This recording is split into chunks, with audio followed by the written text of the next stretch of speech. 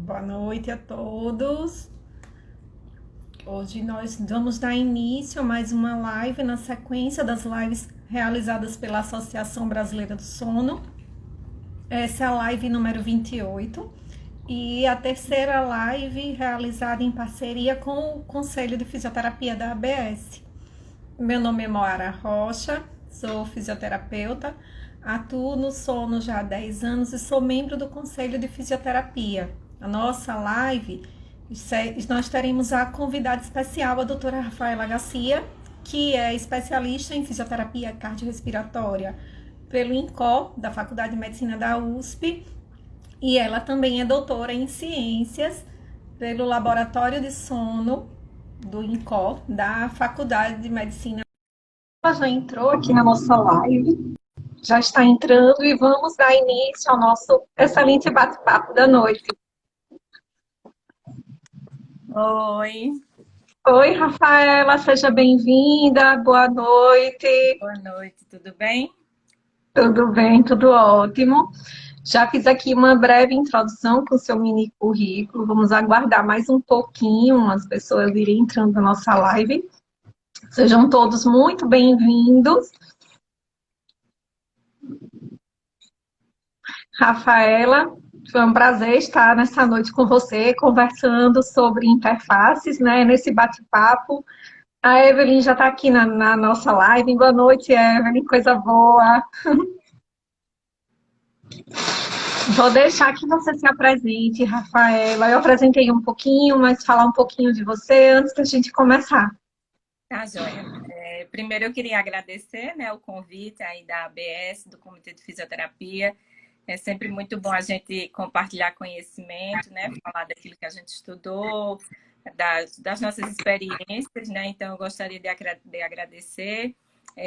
Como você falou, meu nome é Rafaela, eu sou fisioterapeuta, eu fiz especialização cardiorrespiratória no INCOR, aqui na Faculdade de Medicina da USP, e em seguida eu ingressei num doutorado no Laboratório de Sono, que também aqui do INCOR, da Faculdade de Medicina da USP.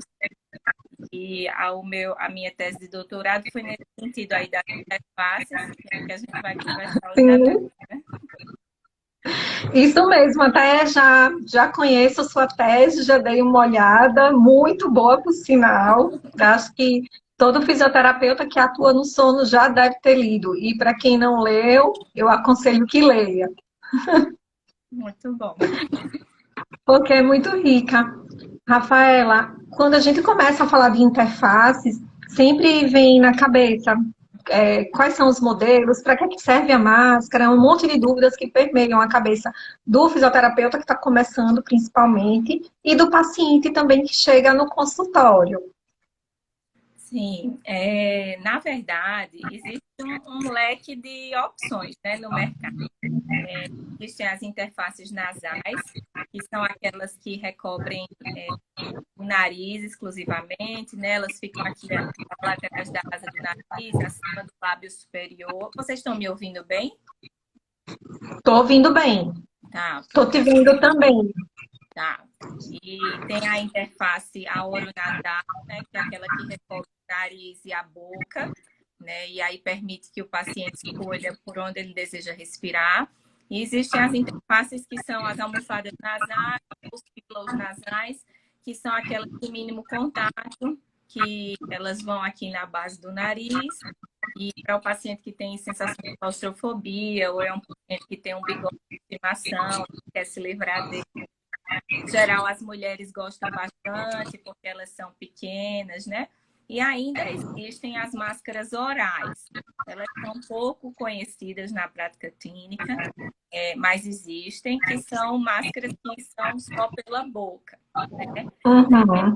Existem diversos modelos, diversos materiais diferentes, silicone, gel, tecido, né? E tudo isso foi surgindo com o intuito de favorecer a adesão do paciente, né? Que é o nosso grande calcanhar de Aquiles. Então, Exato. a indústria foi desenvolvendo, né? Essas opções, e a máscara é importante que o fisioterapeuta que vai fazer a adesão ao CPAP conheça as diversas tipos, tenha disponível os diversos tipos, porque nem todos os pacientes são iguais, né? Então, às vezes, vai Exatamente. precisar fazer colocar, né, ali o acompanhamento com um tipo de interface no paciente, às vezes precisa trocar, sempre favorecendo o uso, né? O número de horas por noite que aquele paciente vai utilizar. Rafaela, quando você falou da máscara oral, eu lembro que eu já tive um paciente com ela e que o médico prescreveu uma peça bucal para que ele utilizasse. No geral, essas duas, pelo menos que eu tenha conhecimento, né? Essas duas máscaras que tem orais no mercado, elas vêm tipo com uma butterfly, que chama. Uma peça que faz essa anteriorização da língua. Então, talvez por isso que elas Isso. funcionem. Porque a língua ela fica acoplada e colocada no lugar certo, né? Então, você consegue pressurizar e a língua não cai para trás. Então, acho que tem 2 estudos que mostram que elas funcionam, mas eu, particularmente, nunca vi ninguém. Você já viu alguém aí utilizando? Já tive um paciente que utilizou. Eu confesso que a adaptação não foi das melhores. Ele sentiu muita dificuldade porque anteriormente ele já usava máscara nasal. E aí, como ele começou a evoluir, o pneumologista que eu acompanhava, o médico dele, assistente, sugeriu que a gente utilizasse a peça bucal. E ele usou ainda um pequeno período de tempo e depois já evoluiu para uma traqueostomia. Sim, mas ele tinha alguma coisa no nariz que impossibilitava o uso da nasal? Sim, Ah, ele tinha um desvio de septo muito grande e ele tinha muito quadro de obstrução nasal. E era um paciente muito irritado, ele era muito ansioso. E aí foi a partir disso que o médico chegou à conclusão que seria mais interessante usar uma peça bucal. entendi. No geral é quando tem alguma impossibilidade que não pode ser corrigida, né? A nível Isso. das narinas, impede dessa interface nasal, né? E aí eles migram para essa oral. Com tanta máscara, né, Rafaela, que tem no mercado hoje em dia, como é que seria uma forma da gente poder escolher essa máscara do paciente? Tem alguns estudos que já dizem, né, um estudo recente, um paper, falando que o futuro já será uma máscara que o próprio paciente que vai acabar escolhendo, né? Mas como é que a gente atualmente escolheria essa máscara para os pacientes? Eu li algo a respeito que vai ser tipo uma máscara que vai se moldar no rosto do paciente, né? Algo parecido com aqueles aparelhos da mandibular que vai se moldar e ver onde não pode fazer pressão no rosto do paciente e tal. Mas com muitas opções, realmente é uma escolha delicada, né? A interface. O que a gente sabe hoje em dia é que a máscara nasal, a rota nasal, é a rota de primeira escolha, né? Porque foi isso exatamente que a gente estudou. Na verdade, foi uma linha, o início de uma linha de pesquisa no laboratório de sono, quando o doutor Pedro estava em Boston, a gente queria entender mais como a via aérea funcionava, a via aérea superior. E aí a gente iniciou esses trabalhos a partir também de um paciente que usava a interface oronasal, era um japonês, mas ele permanecia cansado, mesmo usando bem, mais de 4 horas por noite. E ele permanecia com queixa de muita sonolência. E aí a gente resolveu investigar e foi quando a gente observou que ele precisava, com a máscara nasal, de pressões muito mais elevadas, manter a via aérea aberta. E ele fazia, e mesmo com pressões altas, ele ainda mantinha um pH residual muito elevado, que explicava aí essa sonolência diurna, mesmo utilizando o CPAP. E aí a gente resolveu duplicar, né, quadruplicar esse mesmo estudo de caso em outros pacientes. Foram 18 pacientes. A gente colocou uma máscara oronasal que tinha 2 compartimentos selados, visualizados, e 2 pneus tacógrafos em cada abertura, uma válvula multidirecional. Era um trambolhão. E aí Eita, imagina! e a gente ligava o CPAP e conseguia direcionar, né, para que rota ia, imitando um CPAP nasal, um CPAP oronasal, um CPAP só oral.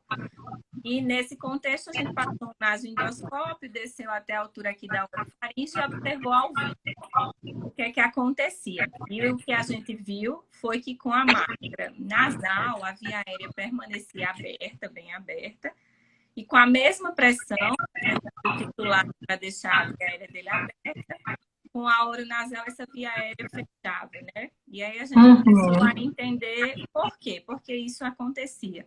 E a gente supôs e depois confirmou em alguns estudos que já datam de 1985, ou seja, em 1985 o pessoal já tinha uma desconfiança. Mas aí essa desconfiança acabou sumindo. Bem perto da descoberta do CPAP, lá em 81, pelo Sullivan, né? E foi com o CPAP nasal, né? Sim. É que a máscara oronasal, ela surgiu como uma alternativa. Na verdade, ela surgiu para a ventilação não invasiva, né, insuficiência respiratória aguda. E aí o pessoal do sono começou a dizer, ah, não, mas eu respiro pela boca à noite. E aí começou-se a se utilizar essa máscara oronasal. E aí o que a gente entendeu é que a pressão que eu ofereço na boca, né, é a mesma que eu ofereço no nariz, então ela acaba empurrando a língua para trás e os vetores de pressão acabam se anulando, por isso acontecem tantos eventos residuais. Então, a gente concluiu a partir desse estudo que a rota nasal deve ser a rota de primeira escolha. Então, a gente deve sempre começar com uma máscara de rota nasal, ou as máscaras nasais, ou os filos. Eu, particularmente, gosto de máscaras leves, pequenas, né? Hoje a gente tem uma série de opções. Tem máscaras que já vêm com 3 tamanhos aqui, né? Da nariz, tanto nasais quanto filos. Então, eu acho que essas são máscaras versáteis, que servem para vários tipos de narizes diferentes, né? E às vezes você está em dúvida qual é o tamanho certinho dessa base do nariz. Então, você fica com essa versatilidade para experimentar vários tamanhos diferentes, né? Então, eu gosto bastante dessas opções. Gosto das opções de silicone também. Cada paciente tem suas preferências, né? O paciente não gosta do silicone aqui no rosto, gosta mais daquela que vem com tecido. Então, o ideal é você optar, você oferecer ao paciente a opção de experimentar alguns modelos antes de adquirir. É claro que a gente tem que restringir o número, né? Porque às vezes o paciente experimenta tanto que fica perdido. Então, restringe aí 2, 3 opções de modelos com materiais diferentes para que ele possa experimentar e ver aquela que ele acha que fica mais confortável antes de dormir, né? Porque a gente sempre vai priorizar o conforto, né? Exatamente. Vai passar. Pode dizer. Inclusive, vai passar um terço da vida dele dormindo, então tem que ter conforto para estar repousado no próximo dia. Uma coisa que eu sempre falo para os meus pacientes, às vezes acham chato ter que utilizar. Então, a gente tem que tornar essa terapia o mais confortável possível. Às vezes, a gente tolera algumas coisas, um vazamento maior, enfim, algumas outras coisas, para que o paciente maximize o tempo de uso dele e que seja uma terapia agradável, possa ficar confortável, né? Então, a máscara é um fator. A interface é fundamental. Quando a gente busca aí nas meta-análises, no que a literatura diz a respeito, a gente sabe que tem alguns fatores que são preditores. Tá com eco, estão dizendo aqui que meu som tá com eco. Tá um pouco abafado, é como se você estivesse um pouquinho distante. Mas eu tô te ouvindo super bem, tá, Rafa? Vamos ver se melhora agora. Tá? Qualquer coisa vocês falam aí, se estiver ruim, que a gente vai tentando corrigir aqui, tá? Você falando de interface, o que é que você acha daquela máscara de tecido? Você ainda utiliza? Tem paciente que usa? Não, eu particularmente nunca utilizei, mas eu conheço. Eu acho que ela é uma alternativa para se o paciente tiver uma alergia muito grande ao silicone, né? Mas eu particularmente nunca utilizei. Mas tem essa opção, se o paciente tiver uma alergia ao silicone, é uma possibilidade. E tem também uns negocinhos de tecido que recobre a parte do silicone. Eu só conheço uma marca que acho que é Sunguess, e eles recobrem, mas esse paciente pode fazer até com a costureira. Se ele tiver com alergia ao silicone, é uma opção dele colocar e vai diminuir também, né, esse contato da pele com o silicone. Eu já tive um paciente que teve alergia ao silicone e ele usa até hoje a máscara de tecido. Ele já compra por conta própria, ele tem até um estoque. E tem de Ah, várias cores, ele adora, se deu super bem. E ah, assim, o que é que eu percebi? Que para ele que utiliza uma pressão de CPAP mais baixa, eu achei que ela é mais efetiva. Eu não sei se ela suportaria uma pressão de CPAP pressões mais mais alta. né? Porque Isso. acredito que ela escaparia mais, né? Ela não tem essa vedação que o silicone proporciona, né? Eu tive um paciente que Uhum, teve alergia também, chegou a formar feridas assim ao redor do isso. rosto. E aí a gente colocou esse negocinho de tecido que eu falei que recobre todo o silicone e deu super certo também. Uhum. No Infelizmente, caso, só tem para as máscaras nasais e oronasais, não tem para máscara pilo. isso. Alguns pacientes, às vezes, Rafaela, eles reclamam que a máscara Pillow, ela irrita um pouquinho a pele. E o que pelo menos já aconteceu, eles utilizam Bepantol. Não sei se na sua prática eles também utilizam, passam camadazinha fina antes de pôr a máscara. Isso, no geral são as primeiras semanas, se a máscara é nova, o silicone é novo. Então, e aquelas máscaras, no geral, as que entram dentro do nariz, né? Intranasais, os Isso. pillows intranasais, né? Porque hoje tem umas híbridas aí que a gente fica até na dúvida se é pillow ou se é Sim, que é nasal. aquilo nasal, né? Na hora que a gente programa equipamento. É. E aí elas, quando o silicone é novo, acontece sim de ferir o nariz, se o paciente tem uma sensibilidade maior, eu oriento também passar o Bepantol ou outra pomada que ele já seja acostumado a usar no rosto, para diminuir esse atrito, né, esse contato. E aí a gente Uhum. coloca a pomada no sentido da máscara deslizar melhor, e aí esses ferimentos acabarem. Mas no geral o que eu observo é que se resolve nas primeiras semanas. Mais no Uhum. processo inicial ali da adaptação, né? Sim, a Clara está comentando que às vezes eles reclamam que a narina ela fica mais aberta do paciente que utiliza esse tipo de máscara. Eles reclamam também, às vezes, que a asa do nariz fica dolorida, né? É claro, se a gente pensar que não tinha nada ali, de repente a gente está jogando uma pressão, né? Por 8 horas, 7 horas que a pessoa dorme, vai requerer uma adaptação, né? O nariz vai ficar mais sensível, Sim, mais irritado. O ideal é trabalhar com pressões menores, né? Hoje em dia a gente já sabe que não precisa colocar 15, 14 de pressão, que pressões sim. menores resolvem a apneia. Então, muito provavelmente, pressões menores também vão dar essa sensação de machucar menos o nariz, né? De irritar. Mas isso também passa no processo inicial, depois que se adapta, a narina se adapta ali, caminha bem a terapia, né? Outra saída que eu achei que funcionou com os meus pacientes é trocar o tamanho do pillow para modificar o ponto de contato. Sim, bacana, né? Diminuir a pressão, né? Os pontos de pressões. É legal também. Isso. E nessas máscaras que tem mais de um tamanho, você tem essa versatilidade de mudar, né? De às vezes o paciente está reclamando, você troca. Então, elas são bem, bem legais, eu acho. Pois é, e você estava falando de uma coisa muito importante em toda a máscara, que é a questão do vazamento, da fuga da máscara. E como é que a gente pode monitorar isso em relação à fuga? Como é que a gente pode resolver essa fuga? O que é que essa fuga pode prejudicar na terapia? Isso. Eu queria só concluir um pensamento que eu estava fazendo antes, e aí entrou um negócio que o Sim. áudio melhorou, né? Eu acho. Ela sugeriu até que se você pudesse colocar o fone de ouvido, pode ser que melhore, mas ninguém falou mais nada, então tá Ah, ok por enquanto. tá longe, então vamos manter assim. E aí o que eu estava falando é que tem várias meta-análises e estudos que mostram vários preditores de adesão, né, à terapia. O nível socioeconômico do paciente, o quanto ele entende da terapia, a educação é um fator fundamental, já é um fator que é preditor de adesão. Então, o paciente ele precisa saber o que ele está usando, ele precisa entender o que ele tem, né? E isso vai fazer com que ele utilize melhor a terapia. Da mesma forma, a interface também é um fator preditor de adesão, porque a gente viu que são as pessoas que usam a máscara nasal, elas usam mais vezes por noite, né? Ou a máscara de rota nasal. Quando eu disser nasal, entendam que é pela rota nasal. Usam mais horas por noite quando comparado àqueles pacientes que usam a interface oronasal. Porque é uma máscara maior, né? Uma máscara que tem uma superfície de contato maior com o rosto. E é uma máscara que acaba vazando mais, porque ela tem mais superfície de contato, né? Essa interface ela acaba vazando mais. E muitas vezes o vazamento acaba despertando o paciente, né? A gente sempre tenta corrigir esse vazamento.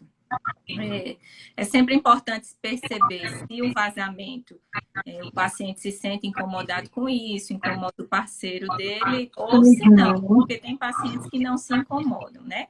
A gente pode avaliar o vazamento observando os gráficos, né, detalhados e os gráficos estatísticos, né? Cada marca ela tem uma tolerância de vazamento, existe o vazamento intencional e o vazamento não intencional. O vazamento intencional são pelos portos exalatórios que existem em toda máscara para o paciente não reinalar CO2.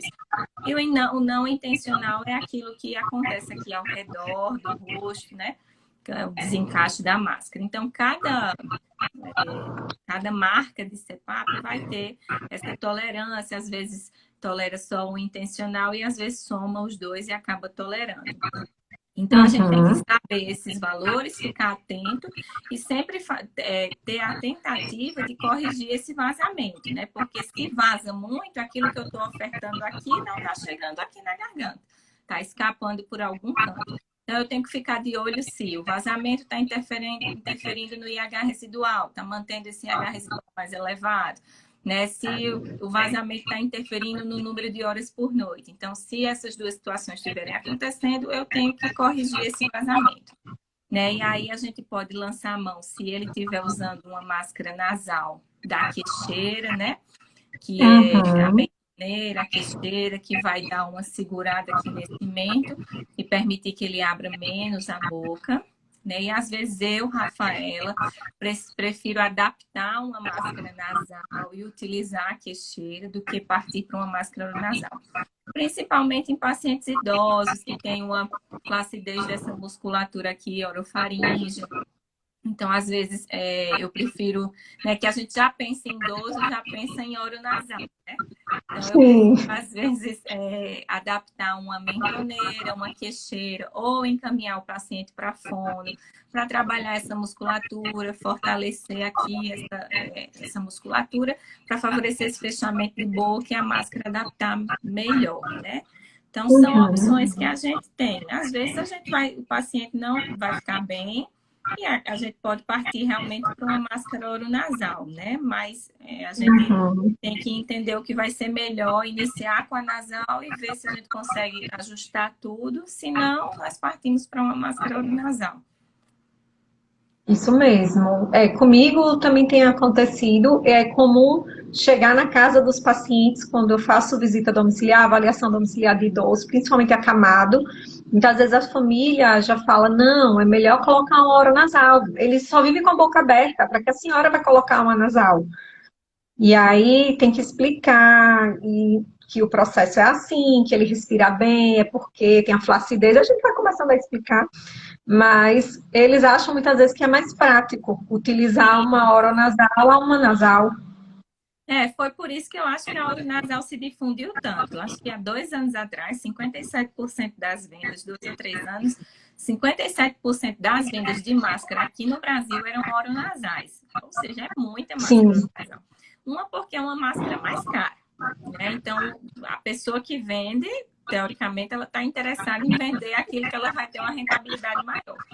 Outra que os pacientes eram desinformados, né? Você chegava lá, não sabia. E acho que até a gente também, né? Há 5 anos atrás, a gente não pensava dessa forma, né? Então, não pensava. Acabava que o paciente dizia, doutor, eu respiro pela boca, então vai uma oronasal. Sendo que saiu um estudo da Juliana, acho que foi a tese de doutorado da Juliana Araújo Nascimento, que mostrou que aquilo que o paciente relata não condiz com a realidade. atividade dele à noite, dele dormindo. Né? Uhum. Então, a maioria dos pacientes referem respirar pela boca, e quando se observa com o pneumotacógrafo à noite, isso não é condizente com a realidade. Em geral, ou é uma respiração nasal ou uma respiração mista. Né? Então, ela observou isso. E isso é legal, porque não existe um parâmetro para a gente medir. Né? Não tem uma avaliação que a gente faça e diga, ele respira realmente pela boca. No geral, tem que se olhar se o nariz é desobstruído e se no consultório, por exemplo, o paciente está com a boca aberta o tempo todo. Isso. Se ele permanecer com a boca fechada, eu entendo que ele está vivo, né? E aí ele está respirando pelo nariz. Agora, se o paciente realmente tem uma narina com um desvio de septo importante, com alguma obstrução anatômica importante, não dá para usar o CPAP nasal, porque vai ser uma tentativa frustrada, né? Então, ele tem que corrigir, junto com o otorrino, limpar essa narina, e aí sim é preferível fazer isso e a gente colocar o CPAP nasal, né? Dar uma desobstruída, limpar essa narina, e aí o paciente vai ter mais facilidade de adaptação. Né? Então, Verdade. é importante se observar a questão do vazamento e é importante ter a cabeça tranquila, né? Faz o processo pela nasal, mas se em algum momento o paciente falhou, você acha que a oronasal vai funcionar melhor, a gente coloca a oronasal, mas não com a oronasal de cara, né? De primeira escolha, só pelo relato do paciente, não. Vai se observar todas essas questões e aí pode chegar de utilizar, né? Isso. Eu tive um caso curioso uma vez no consultório, que era um casal, e na verdade ela que ia usar o CPAP. E o esposo falava, não, mas ela passa o dia inteiro com a boca aberta, ela respira pela boca, tem que ser uma máscara que cobre a boca dela. E, Rafaela, na avaliação, e o que a gente identificou é que ela tinha um quadro de ansiedade muito grande, e na verdade a boca aberta era por conta do quadro de ansiedade, não era porque ela não respirava bem pelo nariz. Sim. Isso foi uma coisa que marcou bastante, sabe? Porque de cara, não, ela vive com a boca aberta. Até ela falou, mas eu vivo com a boca aberta, eu fico com falta de ar, porque o nariz está tapado. Mas, na verdade, era um quadro de ansiedade que ela trazia. Na verdade, era um transtorno de ansiedade instalado há algum tempo. E que foi conversado com o médico assistente e feito esse tratamento dela, e ela hoje usa máscara nasal, tá comigo, ela já tem uns 3, 4 anos que tá comigo, tá super bem. E hoje a gente ri, né? Fala, olha, você ainda queria usar uma máscara grande, podendo usar hoje uma pílula, Não, como mas ela tá sendo mulher, comigo. né? Mulher é mais trabalhosa, né? Sim, sim. Então, é como você fala, existem as diferenças entre nasal e oral, né? E oronasal, mas que a gente precisa estar atento a esses vieses que podem acontecer com os vários pacientes que a gente recebe, né? O tratamento hoje já é um tratamento mais personalizado e que a gente vai poder adaptar da melhor forma. Isso, tem um estudo muito legal. Às vezes o paciente diz, né? Eu me lembrei agora disso.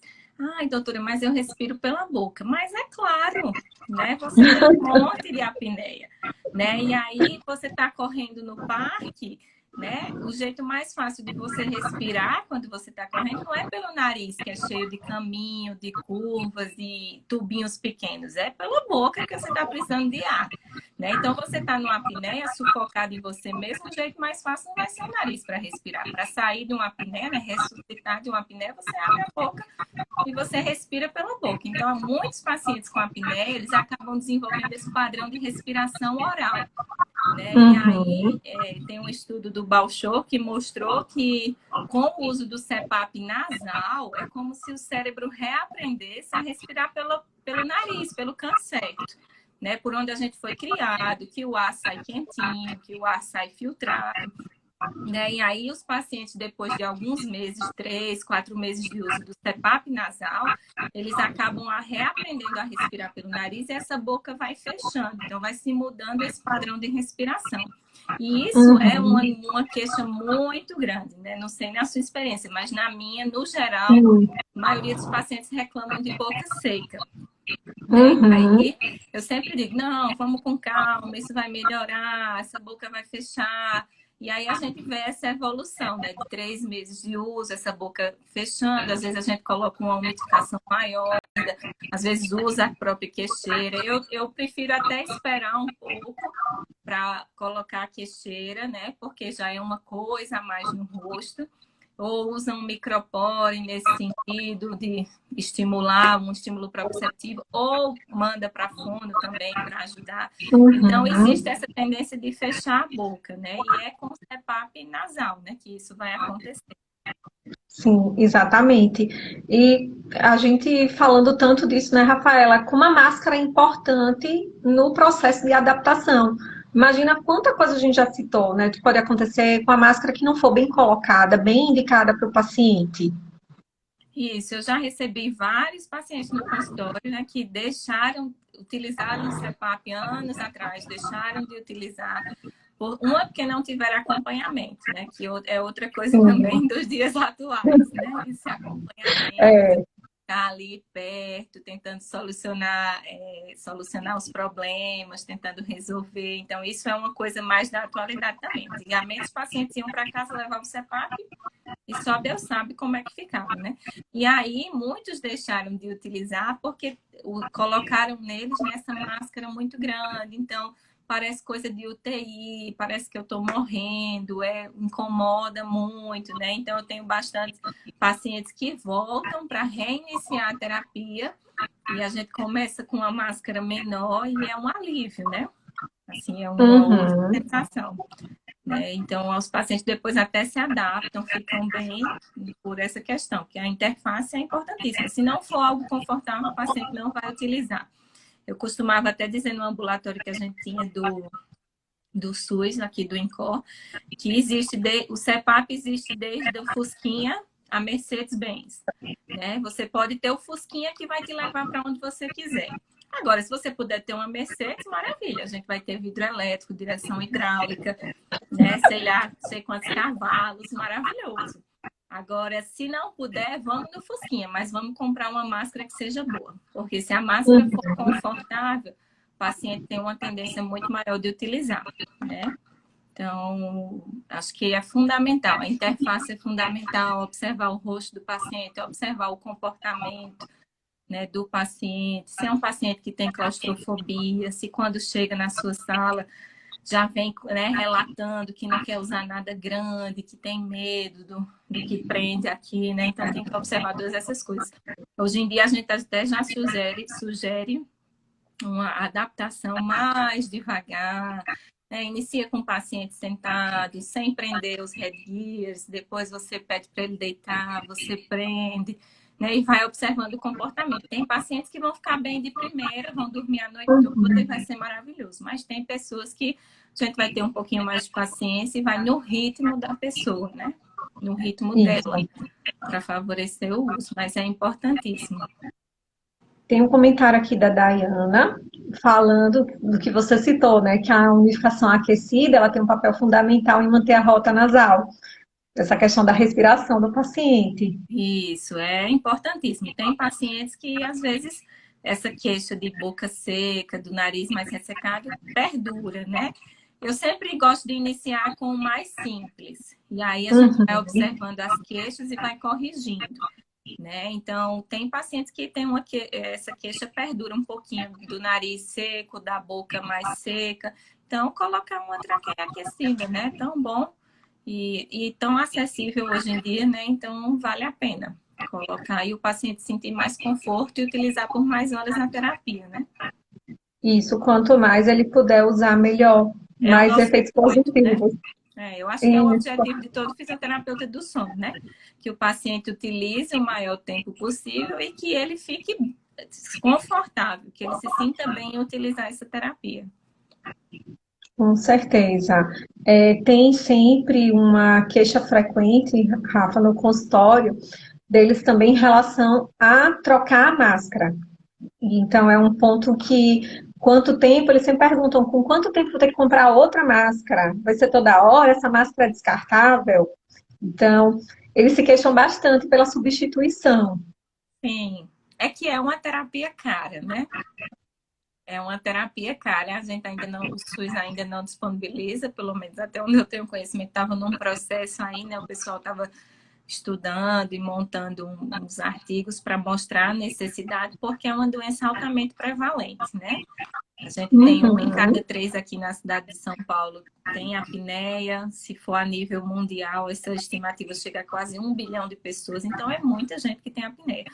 E é uma terapia que é cara, não é para todo mundo, né? A máscara, os fabricantes recomendam trocar em torno de 6 meses, né? E a gente tenta cumprir esse padrão, né? Porque não muito mais do que isso, porque vai mudando as conformidades do silicone, o silicone vai ficando ressecado. Então, a gente tenta cumprir esse padrão. É claro que tem pacientes que vão ter essa facilidade de trocar a cada 6 meses, e tem outros pacientes que não têm, mas vai chegar um determinado momento que vai ter que ser trocado, porque o silicone resseca, fica amarelado, né? E aí a máscara acaba rasgando, o silicone vai ficando fino e aí ela acaba rasgando em alguns pontos. A gente vê, por exemplo, que o vazamento vai aumentando porque o headgear vai laceando, dependendo da interface, né, do modelo da marca. Então, o headgear vai laceando. Então, é importante essa troca. Infelizmente, é uma terapia como qualquer outra e você compra um remédio quando o seu acaba, né? Você tem que comprar o antihipertensivo, porque você não pode deixar de tomar. Então, aqui no caso da apneia é da mesma forma, né? Não se pode deixar de utilizar o CPAP e aí tem que comprar um interface. Imagine que se pudesse ter duas máscaras, até que seria melhor, né, Rafaela? Mas tem pacientes que gostam, né? Que fazem aí a troca durante a semana, o modelo, o nariz descansa, depois usa outro modelo, né? Diminuir esses pontos de pressão. A gente tenta adaptar a realidade do paciente, né? Eu acho que isso é o mais importante. Cada paciente tem uma realidade diferente, né? E a gente precisa adaptar as realidades. Agora, entendendo que o fabricante tem uma orientação, né? Que também precisa ser observada. Mas acho que é importante olhar a realidade do paciente, né? sim, como você falou, a gente vai adaptando, vai fazendo o que pode, até para que ele não desista da terapia. Isso mesmo. Tem um rapaz aqui que comentou que na cidade dele é fornecido pelo SUS. Aqui no laboratório do sono, no ambulatório, o médico fazia uma carta para a subprefeitura alegando a necessidade, e aí os pacientes conseguiam essa terapia, mas não é algo assim que eu tenho e eu já consigo, pelo menos aqui em São Paulo, né? Sim. Na minha época, não sei também se mudou.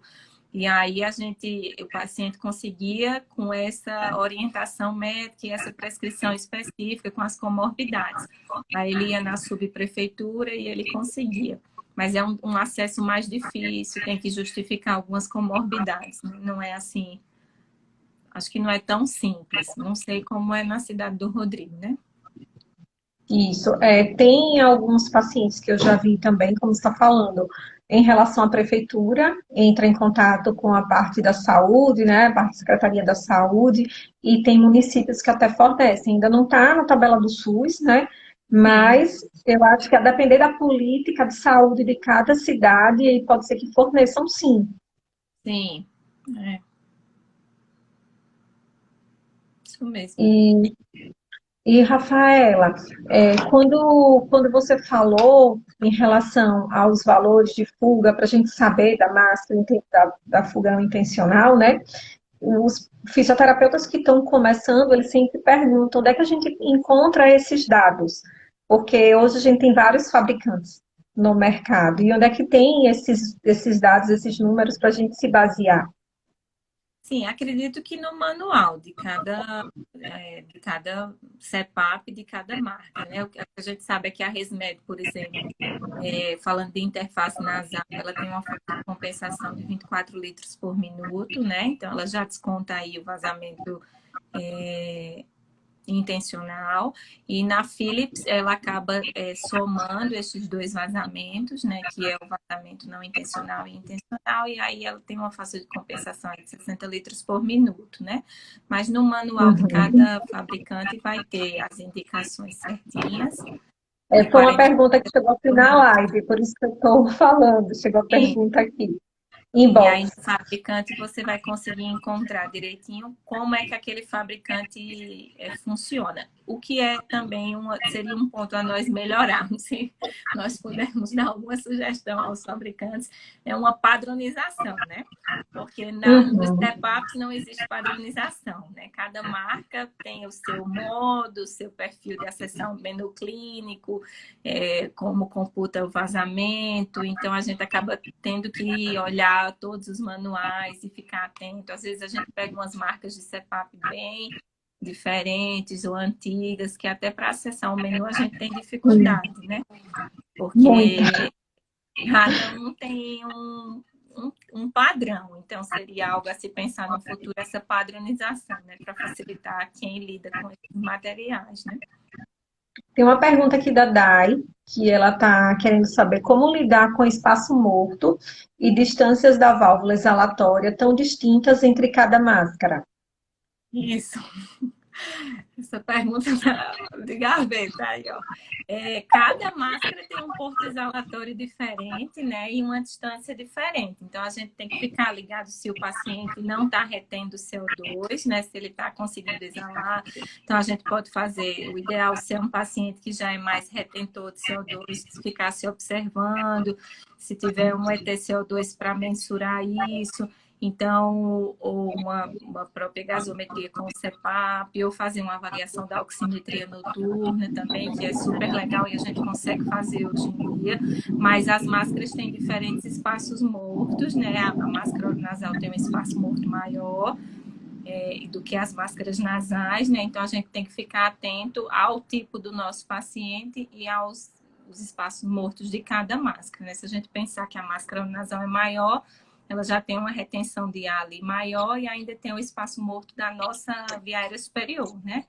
Então, tem que ficar atento nesse. As válvulas exalatórias não podem ser obstruídas, porque às vezes os pacientes têm essas ideias, né, mirabolantes, de passar um esparadrapo, de fechar. Muito paciente reclama que dorme de conchinha com a esposa, e aí fica soprando aquele negócio no pescoço Sim. da Aí esposa. não dorme.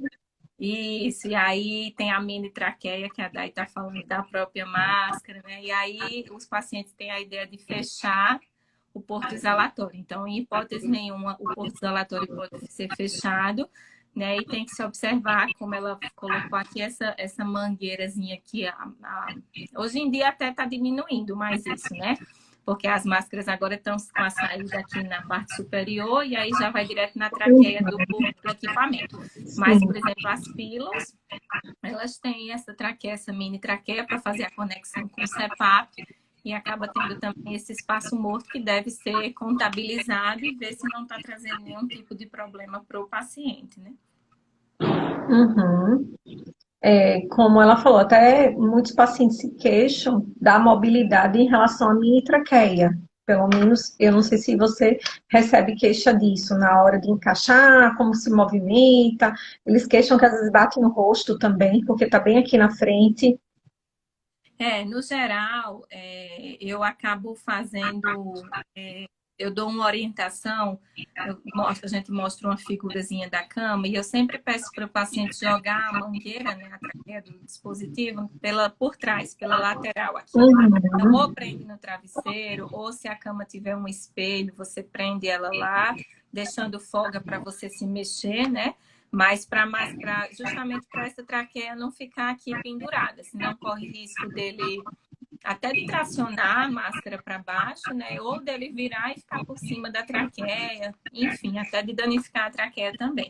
Então, eu acabo pedindo para ele trazer da lateral. Hoje em dia, isso tem diminuído porque as máscaras estão vindo mais por essa saída aqui no topo, né? Então, isso tem diminuído. Mas se é um paciente que retém mais CO2, tem no histórico dele alguma doença de base respiratória que seja retentor de CO2, né?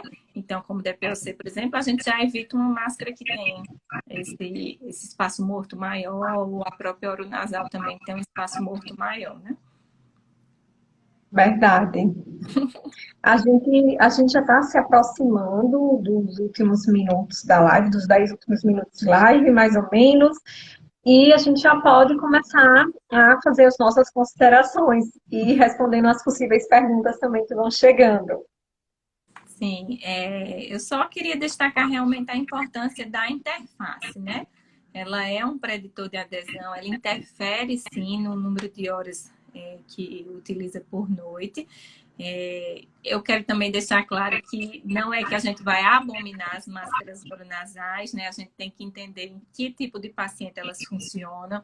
Tem um relato de caso também da Juliana, que mostrou, era uma paciente que acho que estava se queixando também do CPAP, e aí eles resolveram fazer uma titulação à noite no laboratório, metade da noite com a interface nasal, metade da noite com a interface oronasal. E aí o que eles observaram é que a nasal precisava de menos pressão, né, para manter essa via aérea aberta, que isso a gente já sabe. E eles observaram também que com o CPAP oronasal, a via aérea precisava de mais pressão para ficar aberta, mas algo interessante que eles observaram foi o decúbito. Quando a paciente estava em decúbito dorsal, com a oronasal, ela tinha eventos residuais. Mas quando ela virava de lado, estava na posição do decúbito lateral direito ou esquerdo, ela não tinha eventos residuais. Então, pode ser, e aí fica a dica para estudar, né, fazer um trabalho, que no decúbito lateral essa máscara nasal funciona. A gente elimina a gravidade, essa língua não cai para trás e aí ela funcione, né? Então a gente tem só que entender em que tipo de paciente ela funciona. O que era feito antigamente é que ela era usada, utilizada e indicada de forma indiscriminada. Né? E o que a gente já sabe hoje é que não deve ser assim. A gente indica a rota nasal, o paciente escolhe a máscara, né? E aí a gente vai observando ao longo do tempo. Então, a rota nasal é sempre a de primeira escolha. Quer pelo modelo nasal, quer pelo modelo Pillow, né? E aí você fica a seu critério, o critério do paciente, decidir, naquele caso, qual é a melhor opção. Tinha-se também uma ideia que a Pillow não tolerava pressões muito elevadas, né? Essa teoria já caiu por terra, né? O Pillow tolera, sim, pressões mais elevadas. É claro que quanto maior forem as pressões, possivelmente maior vai ser a sensação de ressecamento da narina, né? Nesses modelos intranasais, né? Então tem que ficar atento nesse quesito. Mas como a gente também está tendo uma tendência de utilizar pressões mais baixas, então acredito que o Pillow é uma ótima alternativa. Tem que se observar assim, os pontos de apoio. Então, as máscaras Pillow têm 2 pontos de fixação. Então, são máscaras que talvez se é um paciente que mexe muito, se é um paciente que muda muito o decúbito, às vezes se tem síndrome das pernas inquietas. Então, essa máscara vai acabar caminhando no rosto com maior facilidade. Então, talvez seja interessante. Eu sempre costumo perguntar ao paciente, mexe muito? O lençol amanhece como? Né? Então, talvez nesse modelo de paciente seja interessante uma máscara nasal tradicional com 4 pontos de fixação, que aí a máscara vai caminhar menos no rosto, né? Vai dar essa sensação de fixação maior ao paciente e vai acabar incomodando menos ele. O importante é você conhecer o seu paciente, conhecer a rotina dele, né? E entender como você pode adaptar ali o CPAP à máscara da melhor maneira possível. Exatamente. Tem aqui a Dé Figueiredo. Ela parabenizou pela live e ela está falando que, então, só para guardar informação, caso o paciente seja retentor de CO2 e constatamos que na nasal está retendo muito CO2, pode-se testar a máscara facial e avaliar se melhora, ou Acho que é até o mesmo testar Pillow. Eu acredito que seja o contrário, né? Eu entendo assim, que a máscara oronasal ela vai ter um espaço morto maior também. Então, pode-se tentar observar para dormir, né? Isso a gente está falando para dormir. Então, acredito que pode-se observar um Pillow que não tenha essa mini traqueia aqui na frente com uma máscara nasal. E ver se melhora. Isso, deve ser isso mesmo, Rafa. Eu entendo como você falou também, não o inverso, né? Eu acho que é a tentativa de diminuir o espaço morto. E aí você tem que Isso, a pensar, Patrícia falou aqui. Nessa interface, na outra interface, qual é o que tem o espaço morto maior? Então, eu vou buscar uma interface que tem menos espaço morto. Quer seja pela traqueia ou pelo tamanho da interface. né? Porque se for, por exemplo, uma full face, né? Aquelas que a gente usa muito, no geral, usa muito em insuficiência respiratória, não usa para dormir. Mas existe, né? A full face que pega o rosto todo, ali tem um espaço morto maior do que a oronasal, né? Pelo menos que eu entenda, né? Estou entendendo assim. Com certeza tem. A tendência é que vai reter mais CO2. Ah, daí nos ajudou aqui, ó. Esse reter CO2 é Sim, porque a válvula deve ser exalatória exalatória. distante da narina. Então, quanto Sim, mais próxima a válvula exalatória da narina, verdade, mais rápido vai ser melhor vai ser para não reter CO2, verdade também. muito bom, Dai. Obrigada aí contribuindo com a nossa live. Foi ajudando a gente aqui a pensar. Sim. Rafa, então, já estamos, né, passou bem rápido, já estamos nos últimos minutos de fato da nossa live e só gostaria de agradecer por você ter contribuído, né, ter trazido tanto conhecimento interessante para as pessoas que estão assistindo. A live vai ficar gravada e para quem não pôde assistir, é só compartilhar, tá? Vai estar lá no Instagram da ABS e podem marcar que vocês querem que ouçam essas informações, os colegas que precisam saber também, tá? Então, só agradecer a todos pelas contribuições, pela presença nessa noite, em nome da ABS, em nome do Conselho de Fisioterapia, agradeço, Rafaela, a você e a todos que estão aqui presentes. Ah, Joia, obrigada a vocês, Mora, né? É sempre um prazer. Lembrar que a gente vai ter a prova de certificação, né, do fisioterapia do sono e fisioterapeuta do sono. Então, se você tem interesse, vai lá no site da ABS, olha lá em certificações, vai ter lá o edital mostrando o que você precisa fazer. E isso é importante para a gente fortalecer a nossa classe, né? Nessa área Sim. de sono Lembrando e que esse regulamentar. edital é por notório saber. Isso mesmo. Mas é importante para a gente regulamentar, né, a nossa profissão nesse sentido. Isso, e quanto mais fisioterapeutas reconhecidos com área de atuação, conseguiremos no futuro ter a nossa especialidade reconhecida também. Isso mesmo, maravilhoso. Então, foi muito bom. Obrigada aí, a Dai, pela participação, pelo auxílio. E é sempre bom a gente estar pertinho para compartilhar as coisas, né? Dividir conhecimentos aí, que é o mais importante. Então, pessoal, um beijo grande a todos vocês. Vou encerrar a live e vou deixar gravada aqui no GTV, tá? Tá, Tchau. Até breve. Tchau.